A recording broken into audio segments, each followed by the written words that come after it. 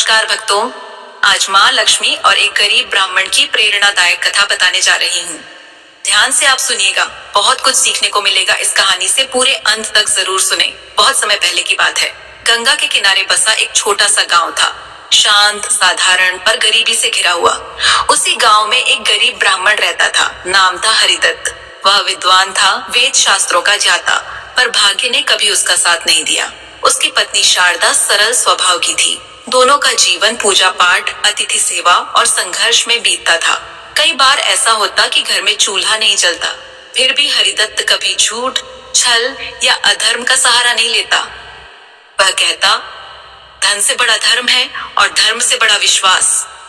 पर हर रात जब वह अपनी भूखी पत्नी को सोते देखता, उसका हृदय कांप उठता। एक अमावस्या की रात, जब गांव अंधकार में डूबा था, हरिदत्त ने दीपक जलाया और माँ लक्ष्मी के सामने बैठ गया। उसकी आंखों से आंसू बह निकले। हे माँ लक्ष्मी, उसने कांपती आवाज में कहा, मुझे धन नहीं चाहिए, वैभव नहीं चाहिए, बस इतना दो कि मैं अपनी पत्नी को भूखा न सुलाऊं। अगर यह भी मेरे भाग्य में नहीं, तो मुझे यह जीवन ही क्यों दिया। उस रात कुछ अजीब हुआ। दीपक की लौ अचानक तेज हो गई, जैसे किसी अदृश्य हवा ने उसे छू लिया हो। मंदिर की घंटी बिना किसी के हिले बज उठी। हरिदत्त घबरा गया, पर भीतर एक अजीब शांति भी थी। अगली सुबह गांव में हलचल मच गई। लोग कह रहे थे कि जंगल के रास्ते से एक रहस्यमयी साध्वी आई है। उनका तेज अलग है, आंखें गहरी और वाणी में विचित्र प्रभाव। कोई कहता वे सिद्ध हैं, कोई कहता वे साधारण नहीं। दोपहर होते होते साध्वी हरिदत्त के घर पहुंची। उन्होंने द्वार पर खड़े होकर कहा, हरिदत्त, मुझे पता है तुम्हारे मन का दुख। हरिदत्त चौंक गया। उसने साध्वी को भीतर बुलाया। साध्वी ने घर का कोना कोना देखा, खाली बर्तन, पुराना आसन और दीवार पर टंगा माँ लक्ष्मी का चित्र। साध्वी बोली, आज रात तुम्हारे घर कुछ आएगा। उसे देखना मत, गिनना मत, बस सुरक्षित रख लेना। याद रखना, अगर तुमने लालच किया तो सब नष्ट हो जाएगा। यह कहकर वे चली गई। हरिदत्त और शारदा एक दूसरे का चेहरा देखने लगे। मन में सवाल थे, डर था, पर कहीं न कहीं आशा भी थी। रात आई, गांव सो गया। अचानक आधी रात को आंगन में कुछ गिरने की आवाज हुई। हरिदत्त की नींद खुल गई। बाहर देखा तो एक पुरानी सी पोटली पड़ी थी। दिल जोर जोर से धड़कने लगा।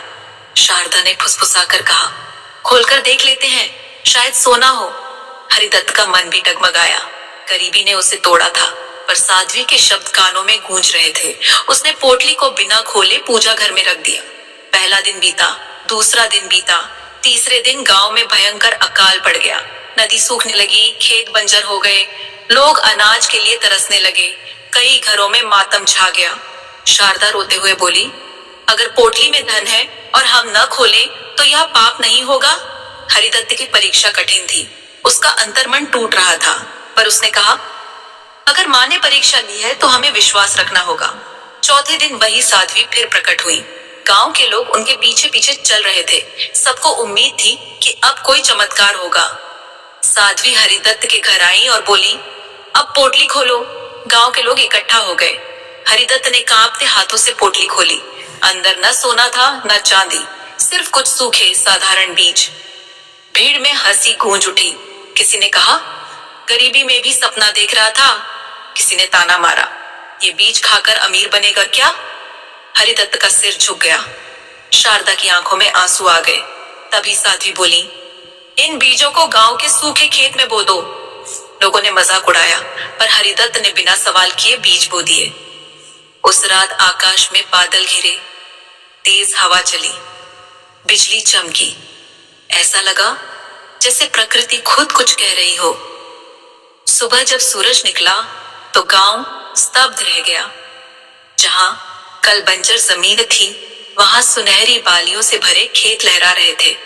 अनाज इतना कि पूरा गांव वर्षों तक खा सके। लोग दौड़ते हुए हरिदत्त के घर पहुंचे। तभी साध्वी का रूप बदलने लगा। साधारण वस्त्र सुनहरे हो गए, तेज असहनीय हो उठा। सबने आंखें मूंद ली। जब आंखें खुली तो सामने माँ लक्ष्मी खड़ी थी। माँ लक्ष्मी बोली, मैंने तुम्हारी गरीबी नहीं, तुम्हारा विश्वास देखा। धन तो नश्वर है, पर धैर्य और धर्म से ही समृद्धि आती है।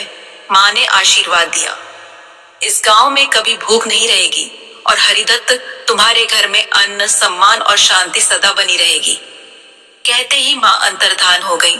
धीरे धीरे खेत भी सामान्य हो गए, पर गांव में अकाल खत्म हो चुका था। हरिदत्त अमीर नहीं बना, पर वह कभी गरीब भी नहीं रहा। कथा का सस्पेंस यही था। पोटली में धन नहीं था, पर उससे बड़ा रहस्य छुपा था। विश्वास, धैर्य और सही समय पर मिला फल ही सच्ची लक्ष्मी है। आज भी उस गांव में कहा जाता है, माँ लक्ष्मी पहले मन की परीक्षा लेती हैं, फिर घर भरती हैं। भक्त तो फॉलो जरूर करें ताकि आने वाली कथा आप सभी को जल्द मिले। धन्यवाद।